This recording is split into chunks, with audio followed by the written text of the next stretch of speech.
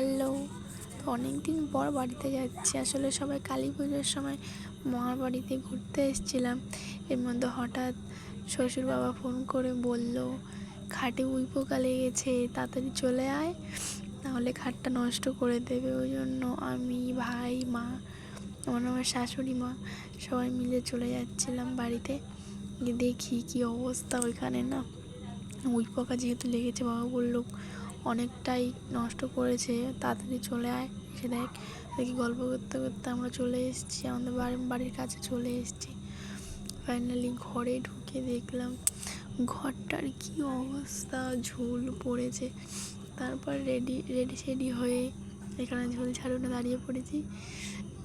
ঝুলগুলো পরিষ্কার করবো বলে পরিষ্কার করতে করতে হঠাৎ আমার চোখে এটা পড়লো।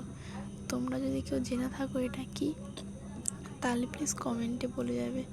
এগুলো আমার সব কিছু পরিষ্কার করা হয়ে গেছে। এখানে সব কিছু রেডি করে নিয়েছি। সব কিছু রেডি করা হয়ে গেলে এটা হচ্ছে আমাদের গোলু পাখি, ওকে নিয়ে এসেছিলাম, এখন দিয়ে আসতে যাচ্ছি। তো এই ভিডিওটা এই পর্যন্ত দেখা হবে, কোনো নেক্সট ভিডিওটা